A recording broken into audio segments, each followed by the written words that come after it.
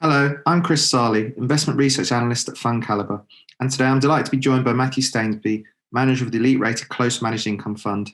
Thank you for joining us today. Thanks for having me.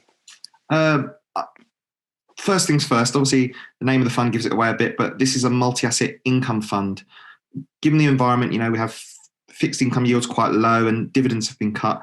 How has the income on the fund held up, and where are you finding the opportunities?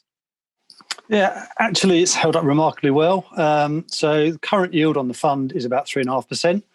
And if we were to look a year ago, it was 3.6%. So small drop, but actually, given some of the other news, a pretty decent offering, I would say.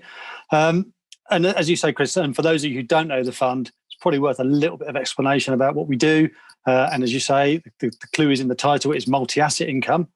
And for us, what that means is we don't really want any one source of income to dominate.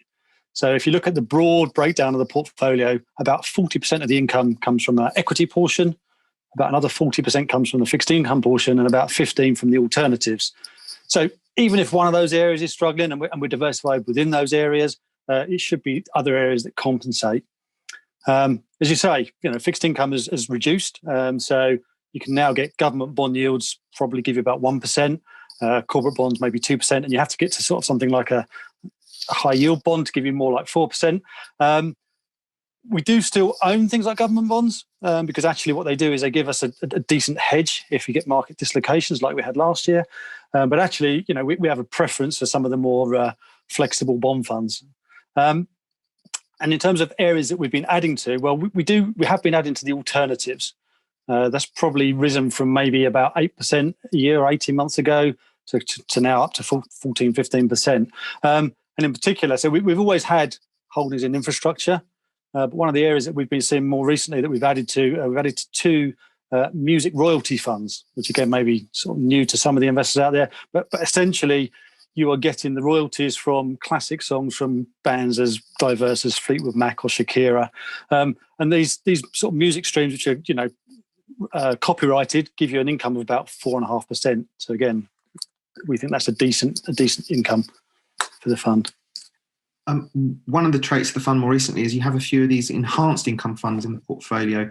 For the benefit of our viewers and listeners, could you explain what these are and why you've been adding them? Yeah, sure.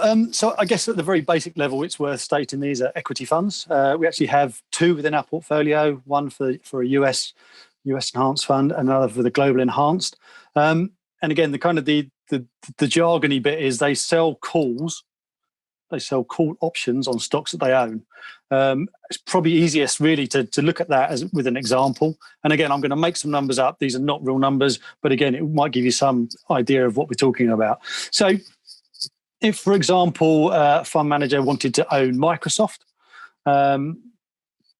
what they can do, and we think maybe the share price is $100, for argument's sake, what they could do is they could buy a Microsoft and then they could sell a call option on that stock. They set a price for that, maybe say $110, and the person who wants to buy that option would have to give the fund manager $2. Right, so I'm sitting here, I own Microsoft, I'm getting $2 or 2% income, and then essentially what happens is if Microsoft goes off to the races and gets to $115, $120, the fund manager has to essentially sell those to the guy who's bought this option. So what you do is you get an income, but you're capping your upside. Now, the guys who do this is not as simple as that. There's skill involved at what price you're going to set these for, how much income you're going to get. But essentially what you can do, it can give you an extra 2 to 3% income, which does give you some downside protection. But again, you are capping your upside. So you have to use them and know why you're using them, but it does help boost your income.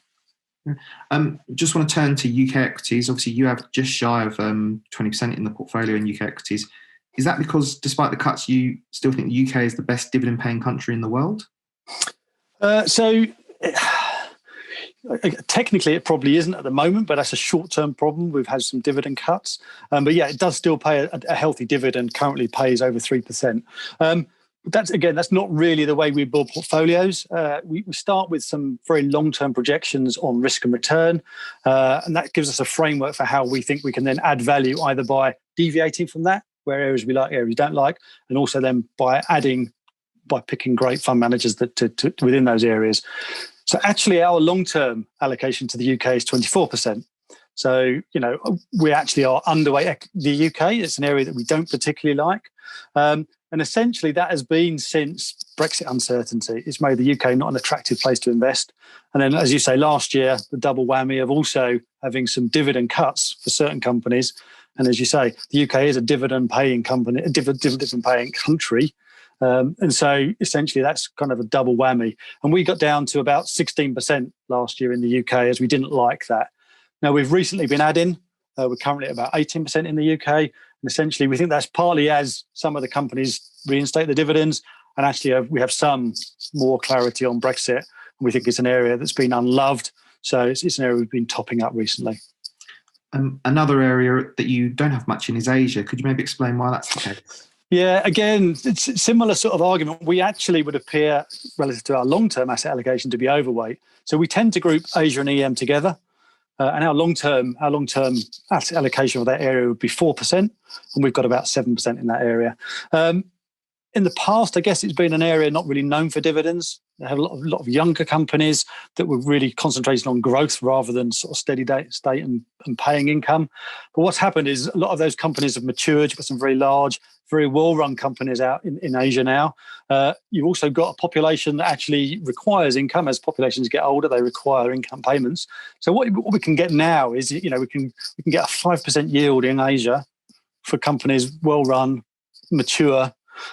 So it's an area that we find attractive, and hence why we are actually overweight to our long-term asset allocation. And just lastly, I wanted to go back to alternatives. You mentioned you've got the bucket that can have as much as 15%. Yeah. You mentioned again that you're sort of quite near that level now.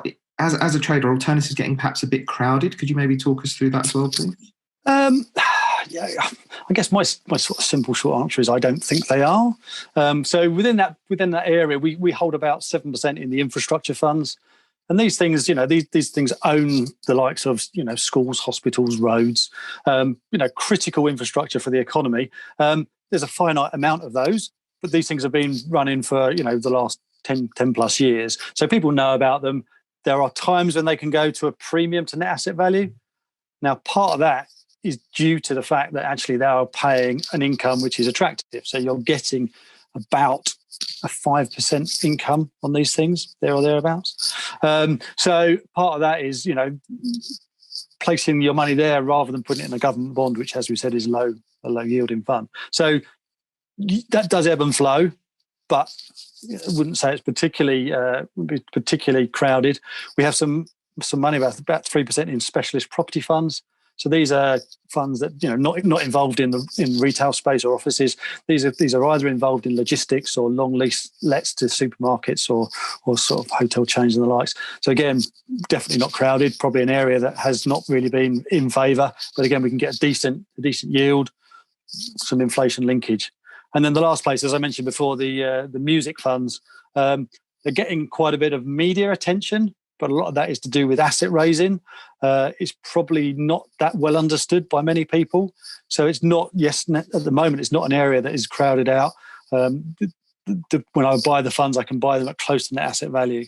As I say, for something that is giving me a 4.5% income, completely uncorrelated, we think that's something that's worth paying for.